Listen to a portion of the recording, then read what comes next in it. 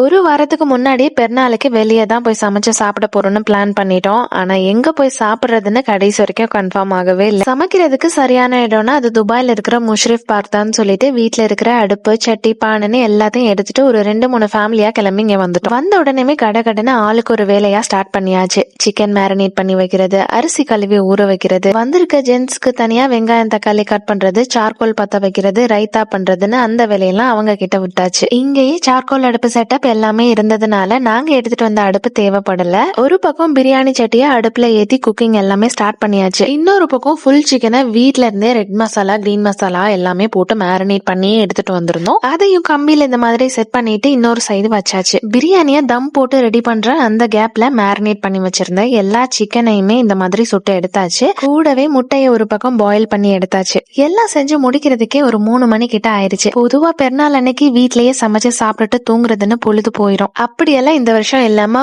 ஊர்ல கல்யாணத்துல கறி அடுப்புல பிரியாணி செய்யற மாதிரி செஞ்சு எல்லாரும் ஒன்னா சேர்ந்து ஒரே இடத்துல உட்காந்து சாப்பிடும் போது ரொம்பவே புது எக்ஸ்பீரியன்ஸா இருந்தது. சாப்பிட்டு முடிச்ச கையோடைய ஸ்வீட் சாப்பிடுறதுக்காக வீட்ல இருந்தே உம்மலியும் பக்லாவாவும் செஞ்சே எடுத்துட்டு வந்திருந்தேன். உம்மலி வீட்ல அடிக்கடி செஞ்சு பழக்கப்பட்டதுனால அது கண்டிப்பா நல்லா தான் இருக்குன்னு ஒரு டவுட்டே இல்லாம செஞ்சாச்சு. ஆனா பக்லாவா தான் ஃபர்ஸ்ட் டைமா நான் ட்ரை பண்ணியிருந்தேன். இந்த டெசர்ட் சாப்பிடுறதுக்கெல்லாம் சூப்பரா தான் இருந்தது. ஆனா அது பக்லாவான்னு சொல்ற அளவுக்கு தான் இல்ல. எல்லாம் முடிச்சிட்டு பார்க்க ஒரு ரவுண்டு சுத்தி பார்த்துட்டு வீட்டுக்கு கிளம்பியாச்சு. 2 நாள் தூங்காத தூக்கத்தை சேர்த்து வச்சு ஒரே நாள்ல தூங்கியாச்சு. அடுத்து இங்க ஈத் ஹாலிடேஸ் எல்லாம் எப்படி போச்சுன்னு அடுத்தடுத்த வீடியோல போடுறேன். இந்த வீடியோ பிடிச்சிருந்ததுன்னா லைக் பண்ணிட்டு இதே மாதிரி எக்ஸ்பீரியன்ஸ் உங்களுக்கும் இருக்கா அப்படின்னு கமெண்ட்ல சொல்லுங்க.